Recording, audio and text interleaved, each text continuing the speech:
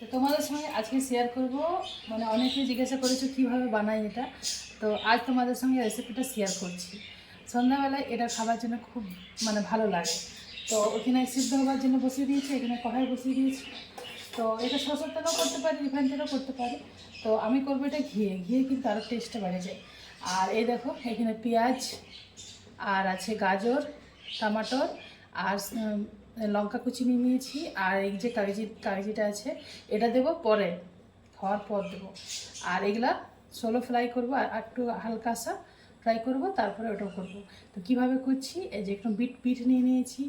আর সিমলা মির্চ যদি থাকে তো দিতে গেলে আরও ভালো লাগে। তো আমারটা শেষ হয়ে গেছে বাড়িতে, তা সিমলা মির্চটা আমি দিই নাই। তো সিমলা মির্চ দিতে গেলে আরও টেস্ট বেড়ে যায়।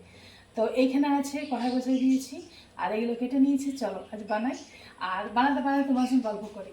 তো সবাই কেমন আছো, আর কে কোথা থেকে দেখছো একটু কমেন্ট করে বলবে।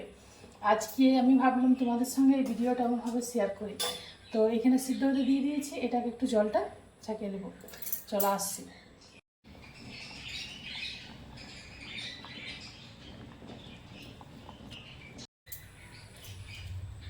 তো এখানে জলটা আমি ছাকিয়ে নিয়েছি। আর এই যে ঝোলার দানাগুলো, তোমরা কে কীভাবে বানাও একটু কমেন্ট করে বলবে। আমি তো এরকমই বানাই।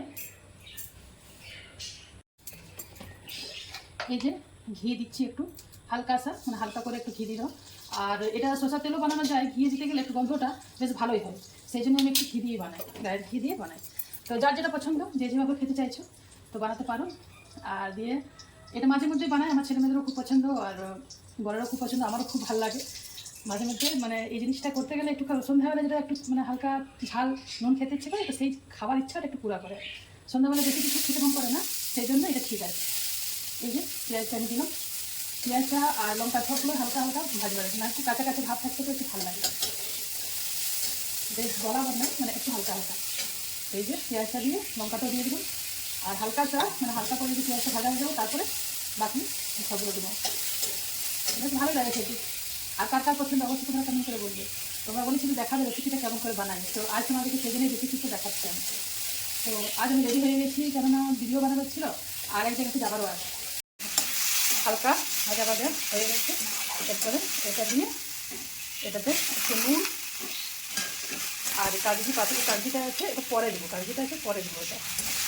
এটা দিয়ে হালকা নুন দিয়ে দিলে ব্যাস কাটছি। এরকম করে আমি বানাই। আর কে কীভাবে যখন বানাও তোমরা একটু তোমরাও বলবে কেমন করে তোমরা খেতে পছন্দ করো।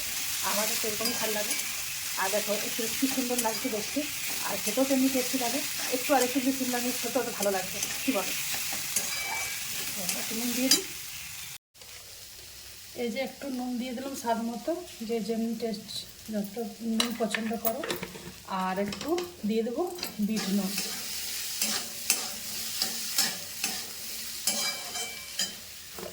আর এটাতে ধনা পাতা উপর থেকে দিতে পারো, ভালো লাগবে টেস্ট। একটু বিট নুন দিয়ে দিলাম,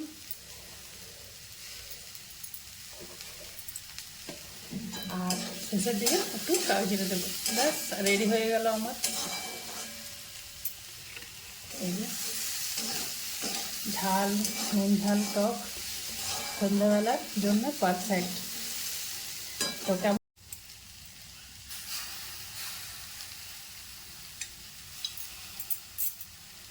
একটু টেস্ট করে দেখছি কেমন হয়েছে। খেতে তো ভালোই লাগে, যারা বানাওনি তারা একবার ট্রাই করে দেখবে, খুব ভালো লাগে।